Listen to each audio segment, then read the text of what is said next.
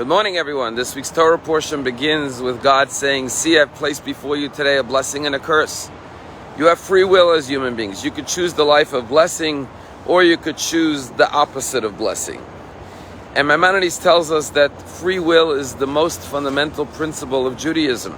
All of Judaism is based on the idea that God gives us free will, and we are not predetermined creatures. That despite whatever circumstances we grew up with, despite our upbringing or our education or our environment, we should never think that we are scripted and compelled to act a certain way, but rather we have free will to choose and even transcend whatever negative circumstances and challenges we faced in our lives. Because at our deepest core, we have free will. And we really all know that and believe that. We sometimes make excuses for ourselves and say, well, under my circumstances, my condition, my upbringing, my past, I don't have a choice.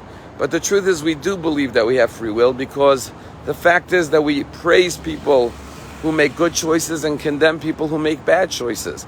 If people don't have free will, why condemn them if they made a bad choice or praise them if they made a good choice? Obviously, we believe and understand that we all have free will to overcome whatever circumstances in life we may have. And this ability to have free will is so deep and powerful that it could go beyond all of our physical, natural instincts and urges. Think about someone who sacrifices their life to save another.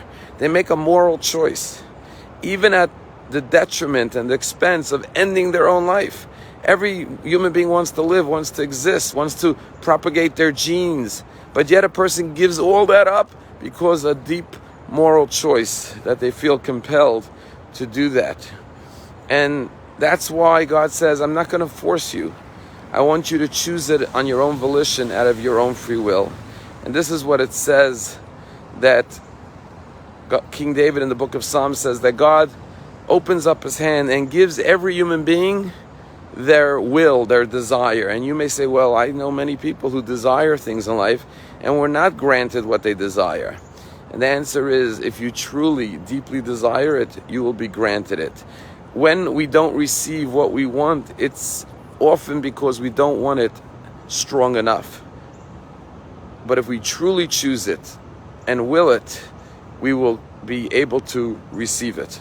It's a story told about someone who went to a guru, and he said, teach me, what's the secret to success?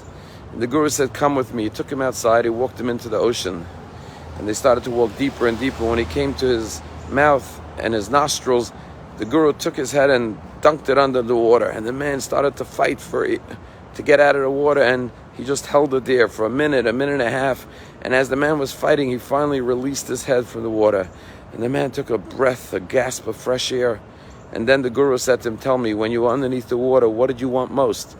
He said, I just wanted a breath of fresh air.